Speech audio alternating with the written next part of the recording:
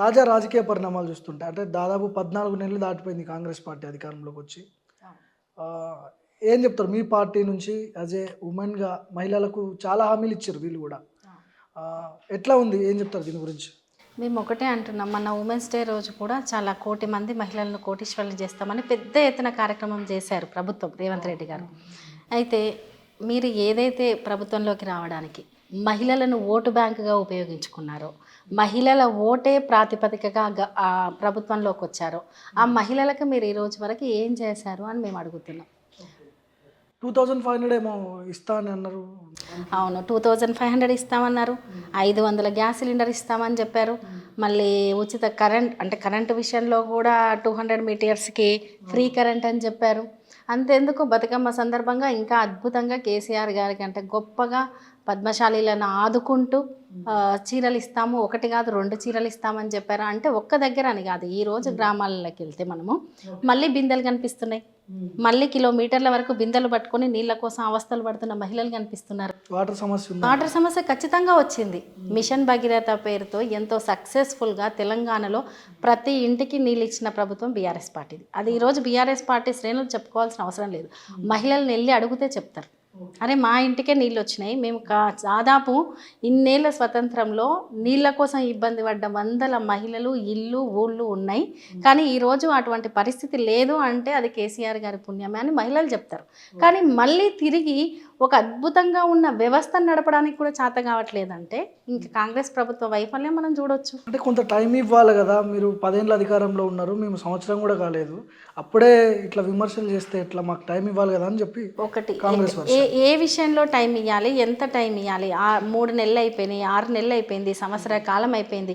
పంటకు ఒక టైం ఉంటుంది, పెట్టుబడికి ఒక టైం ఉంటుంది, సాగునీరు అందించడానికి ఒక టైం ఉంటుంది. అంటే పంటలు ఎండిపోయినాక కూడా మీకు టైం ఇవ్వాలా? పెట్టుబడి సాయం అందించడానికి ఆ పీరియడ్ అయిపోయినాక కూడా మీకు టైం ఇవ్వాలా? కరెంటు వదలడానికి వ్యవస్థ అంతా నిర్మితమైన తర్వాత మీరు కరెంటు వదలాలంటే ప్రతిపక్షమైన బీఆర్ఎస్ పార్టీ గుర్తు చేయాలి. మన రంగనాయకమ్మ సాగర్ నీళ్ళు వదలాలి అంటే బీఆర్ఎస్ పార్టీ గుర్తు చేయాలి. అంటే ఏదున్నా మీరు మాకు చెప్పండి, మీరు మాకు సూచనలు ఇవ్వండి, మేము పనిచేస్తాము అని మాట్లాడుతున్నారు. సూచనలు ఇస్తే తీసుకోరు, అడిగితే వాళ్ళకి ఎందుకు అడుగుతున్నారు అని నిర్బంధాలు. ప్రతి విషయంలో బీఆర్ఎస్ పార్టీ చేసిన పని విధానం అంతా చెడగొట్టే విధంగా ఈ సంవత్సర కాలం పాటు పనితీరు ఉంది. 100 హామీలు ఇచ్చిర్రు, 1 కాదు 2 కాదు, కొన్ని 100 హామీలు ఇచ్చిర్రు. అందులో ముఖ్యంగా మహిళలకు చాలా ఎక్కువ ఇచ్చిర్రు. ఏ ఒక్కటైనా ఈ రోజు వరకు కోటీశ్వరులు చేస్తున్నాం మహిళల్ని తెలంగాణలో అని చెప్పి ప్రతి స్పీచ్లో చెప్తుంటాడు. నేను ఒకటి మన సభ నిర్వహించిర్రు. ఆ సభకు వచ్చిన మహిళలు ఏం మాట్లాడుతుర్రు అనేది వేదిక మీద ముఖ్యమంత్రిగా రేవంత్ రెడ్డి గారు మాట్లాడడం కాదు, ఆ సభకు వచ్చిన మహిళలు ఏం మాట్లాడుతుర్రు అనేది వినమని చెప్తున్నాం. గ్రౌండ్లోకి వెళ్ళి రియాలిటీ తెలుసుకోండి అని చెప్తున్నాం. మీ ప్రభుత్వాన్ని అంటే మీరు గ్రౌండ్లోకి వెళ్ళి రియాలిటీ తెలుసుకోకపోవడం అనేది మీ పొలిటికల్ ఇమ్మెచ్యూరిటీ అని చెప్తున్నాం. మీరు ఎంతసేపు వేదిక మీద ఉండి మేము అది చేస్తాం ఇది చేస్తాం, అది ఒక సభకు, ఒక పేపర్ ప్రకటనకు, ఒక పిఆర్ స్టంట్కు కాదు. గ్రౌండ్లోకి వెళ్ళి ఏం జరుగుతుంది గ్రామాల్లో, ఎంతమంది రైతులకు రుణమాఫీ అయ్యింది, ఎంతమంది రైతులకు రైతు భరోసా అందింది, ఎంత అందింది, ఎన్ని ఎకరాల వరకు అందింది, మీరు ఏం చెప్పారు, మరి కౌలు రైతుల సంగతి ఏంది, ఉపాధి కూలీల సంగతి ఏంది, మహిళల సంగతి ఏంది, మీరు ఏం హామీలు ఇచ్చారు, అలా ప్రతి ఒక్కటి తీసుకుందాం. సరే, ఒకటి చేయడానికి టైం పడుతుంది అనుకుందాం, మీరు ఇచ్చిన దాంట్లో ఎన్ని చేశారు, ఏం చేశారు, ఎంత పర్సెంటేజ్ చేశారు? బీఆర్ఎస్ పని కట్టుకొని మరి కొన్ని యూట్యూబ్ ఛానళ్లను పెట్టి ముఖ్యమంత్రిని టార్గెట్ చేస్తూ, కాంగ్రెస్ పార్టీని టార్గెట్ చేస్తూ రైతులతో కానీ లేకపోతే సామాన్య పబ్లిక్తో తిట్టిపిస్తున్నటువంటి ఆ వీడియోలు సోషల్ మీడియాలో వైరల్ అవుతున్నాయి. యూట్యూబ్ ఛానల్ పెట్టి గవర్నమెంట్ మీద బురద జల్లే కార్యక్రమం జరుగుతుంది అని చెప్పి ప్రతి సందర్భంలో రేవంత్ రెడ్డి అంటారు. రీసెంట్గా కూడా మాట్లాడినట్టున్నాడు అసెంబ్లీలో. నిజంగా అట్లాంటివి జరుగుతుందా? మేము ఒకటి అంటామండి, ఇదే ఎలక్షన్స్ ముందు రేవంత్ రెడ్డి గారికి సపోర్ట్ చేసిన జర్నలిస్టులను, పోనీ ఛానళ్లను అందరినీ, ఇప్పుడు మీరు కూడా అదే ఫీల్డ్లో ఉన్నారు, బయటికి వెళ్ళి ప్రజలను అడుగుదాం. ఈరోజు బీఆర్ఎస్ పార్టీ నాయకులు ఇంకెవరో తిట్టడం కాదు, తిట్టాలని కోరుకోవడం కాదు, మేమేం అడుగుతున్నామంటే ప్రజలకు మీరు చెప్పింది చేయండి. అంతకుముందు చాలా కష్టపడి తెచ్చుకున్న తెలంగాణలో 10 ఏళ్ల పాటు చేసిన అభివృద్ధిని, ఆ వ్యవస్థను విధ్వంసం చేయకండి, దాన్ని కొనసాగింపుగా ఇంకా గొప్పగా మీరు ఏదో చేస్తారని ప్రజలు కోరుతున్నారు. కాబట్టి దాన్ని చేయండి అని చెప్తున్నాం.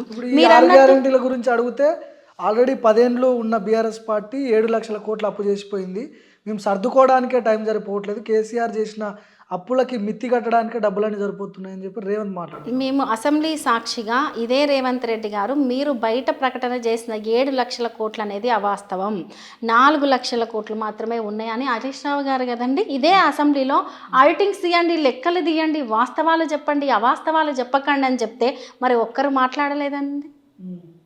కాబట్టి నేనేమంటున్నానంటే రాష్ట్రానికి తీసుకొచ్చిన అప్పులు, వనరులు, ఉత్పత్తి, ఆదాయము ఇవన్నీ అనేది పరిపాలనలో భాగము.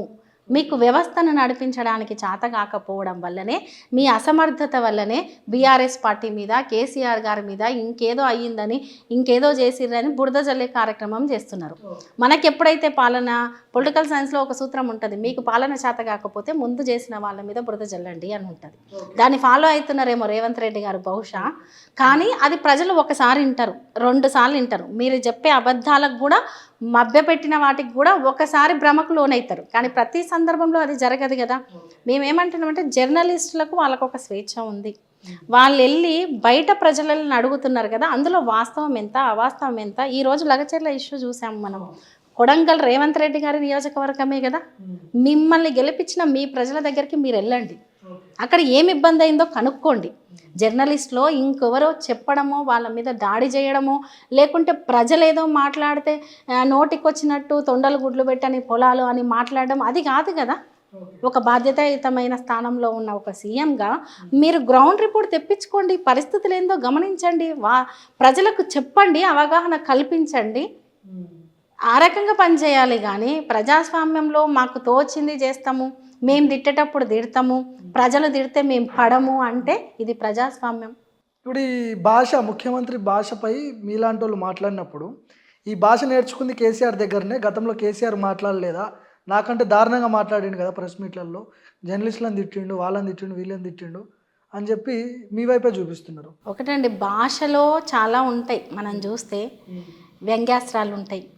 సహజంగా ఏదైనా సందర్భం వచ్చినప్పుడు వ్యంగ్యంగా మాట్లాడడం ఉంటుంది, లేదు అర్థమయ్యే రీతిలో దాన్ని ఇంకొక తీరును అనువదిస్తూ మాట్లాడడం ఉంటుంది. కానీ మనం బేరీజ్ చేసుకుందాం. కేసీఆర్ గారు మాట్లాడిన భాషను కావచ్చు, రేవంత్ రెడ్డి గారు మాట్లాడిన భాషను కావచ్చు, మేము ఒకటే అంటున్నాం, ప్రతిపక్షంలో ఉన్నప్పుడు రేవంత్ రెడ్డి గారు 100 రకాలుగా మాట్లాడారు. అది మీరు ఏ రకంగానైనా ప్రభుత్వాన్ని విమర్శించిరని మేము యాక్సెప్ట్ చేసినాం, ప్రజలు యాక్సెప్ట్ చేశారు, మేమని కాదు, ప్రజలు యాక్సెప్ట్ చేశారు. కానీ ఈరోజు పని చేసే కుర్చీ మీకు ఇచ్చిర్రు, పని చేసే హోదా మీకు ఇచ్చిర్రు. మరి మీరు పనిని పక్కన పెట్టి తిట్టడం మీదనే పడితే, తిట్టడం కోసం మీకు హోదా ఇవ్వలేదు, మీరు తిట్టిరని హోదా ఇవ్వలేదు, మీరు ఏదో చేస్తారని హోదా ఇచ్చిర్రు. మేమేమంటున్నామంటే మీరు తిట్టిర్రా, విమర్శించిర్రా, అదొక పరిధి, ఒక పద్ధతి, ఒక స్థాయి వరకు ఉంటుంది. కానీ ఇప్పుడు బాధ్యతాయుతంగా మరి మీరు ఏం చేస్తుర్రు, ఏం చెయ్యాలి, అసలు ఎంతవరకు ప్రజలకు మీరు చెయ్యాలనుకున్నది అందుతుంది, ఇది కదా మీరు ఆలోచించాల్సింది.